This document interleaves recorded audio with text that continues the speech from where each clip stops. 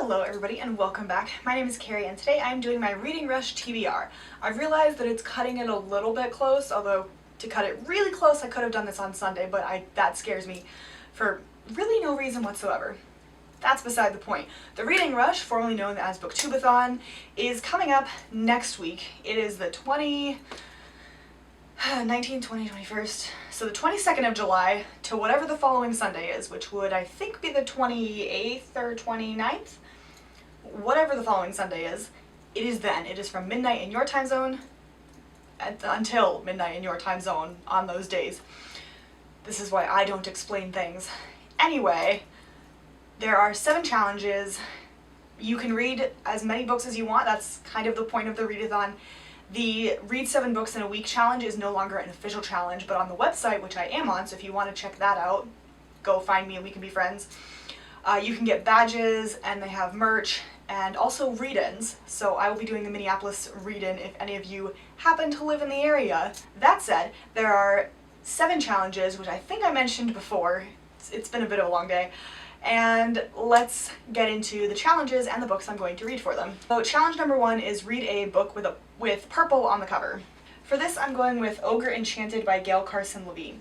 Mind you, this says it's a companion novel to Ella Enchanted. I haven't read Ella Enchanted, although I own it, but I've watched the movie, and to be honest, companion novel, the movie is probably close enough, although I will read Ella Enchanted at some point. Anyway, there's purple on this cover.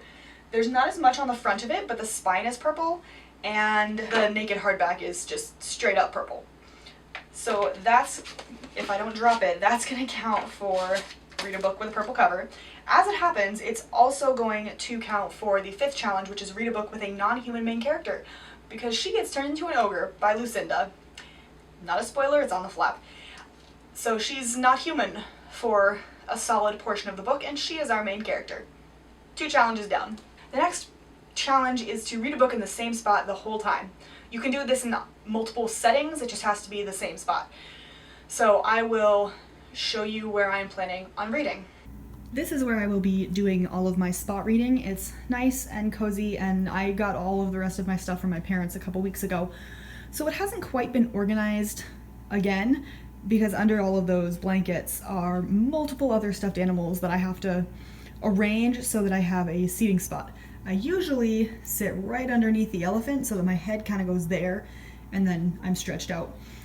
But it is a very comfortable reading place. I have nice light right there, and I will probably be reading either One Dead Spy or Fantastic Beasts and Where to Find Them here. I tend to switch it around when I read, so if I don't pay attention, I will end up reading on my couch, or sometimes here, or maybe against the wall, or maybe on my bed somewhere. But the plan is to read one of the short books at the very least, curled up with all of these stuffed animals. The 3rd challenge is to read a book that you meant to read last year. And for this I have 2 options. I could either go with Fantastic Beasts and Where to Find Them, which is part of the Hogwarts library published by J.K. Rowling, and I very well might read this because it's short, or I could go with The Princess Bride by William Goldman, which I thought was a lot shorter than it actually is, but this version is about 430 pages. So, you know, there's that. But I will go with one of these for the book I meant to read last year. As it turns out, The Princess Bride is also going to fulfill the 7th challenge for me, which is to read and watch a book-to-movie adaptation.